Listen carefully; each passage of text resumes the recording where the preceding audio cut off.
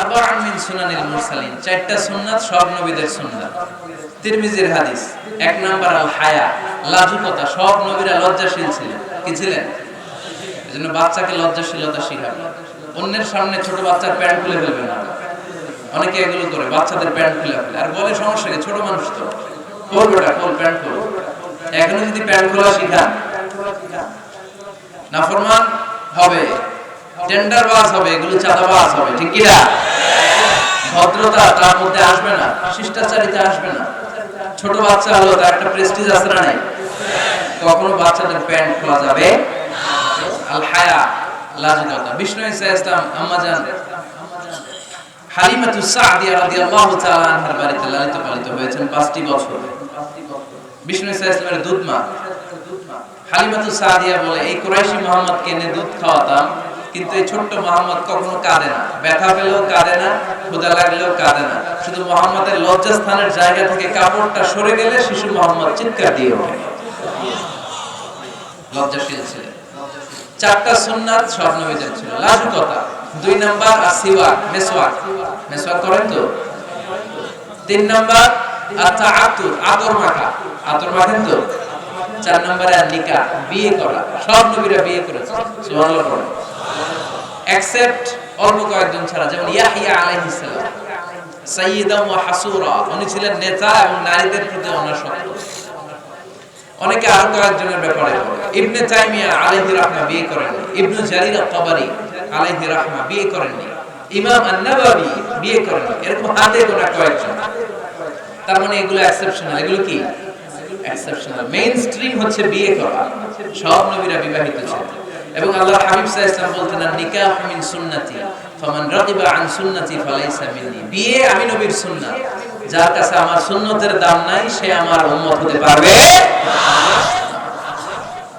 আবার বিশ্বনবী যুবকদেরকে দেখলে ডেকে বলতেন, ইয়া মা'শারাশ শাবাব মান ইসতাতা'a মিনকুমুল বাআতা ফালইয়াতাযাওয়াজ। ও যুবক ছেলেরা, তোমাদের যাদের ক্ষমতা আছে তারা বিয়ে করো। তোমাদেরকে ডেকে বিশ্বনবী বলেছেন, ও যুবকেরা বিয়ে করো, বিয়ে করো। আর যদি বিয়ের সুযোগ না থাকে তাহলে রোজা রাখো। কি রাখো? ফাইন্নাহু লাহু বিজা। রোজা যৌন তাড়নাকে অবদমন করে, অবদমিত করে রাখে। এজন্য হয় বিয়ে করবা, আর বিয়ের সুযোগ না থাকলে রোজা রাখবা। বিয়ের চেষ্টা করলে ওই চেষ্টায় বরকত নাযিল করে কে? সালাসাতুন হাক্কুন আলাল্লাহি আউনুহা।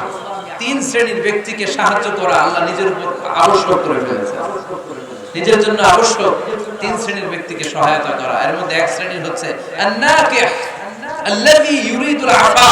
এমন যুবক যে বিয়ে করার মাধ্যমে নিজের চরিত্রকে বাঁচাতে চায়। আল্লাহ বলে, ওই যুবককে সাহায্য করা আমি আল্লাহ আমার উপর খরচ করে ফেলেছি। এজন্য যুবক ছেলেরা বিয়ে ট্রাই করো। সহজ করে দিবে কে? বিয়ে করলে রিজিকে বরকত দেয় কে? ইলতামিসু আর-রিজকা বিন-নিকাহ। তোমরা বিয়ে করার মধ্য দিয়ে আল্লাহর কাছে রিজিক তালাশ করো। বিয়ে করলে বরকত দেয় কে? চিল্লায় বলতে হবে কে? আবার বিষ্ণু ঈসা ইসলাম বললেন, যে বিয়ে করলো তার দিনের অর্ধেক পরিপূর্ণ করে দিল কে? ইযা তাযাওয়াজাল আবদু ইস্তাকমালা দীনুহু নিসফু দীনিহি।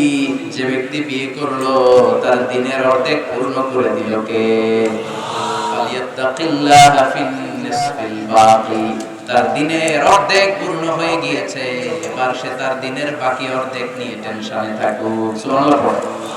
বিয়ে করলে আপনার দিনদারির হাফ এটা কমপ্লিট, বাকি হাফ নিয়ে আপনি টেনশন করুন। তাহলে বিয়ে করলে রিজিকে বরকত হয়, বিয়ে করলে আল্লাহর সাহায্য পাওয়া যায়, বিয়ে করলে ঈমানের অর্ধেক কমপ্লিট হয়ে যায়। শুধু বাকি অর্ধেককে কমপ্লিট করে দিলেই আমাকে পাক্কা জান্নাতি বানায় দিবে কে?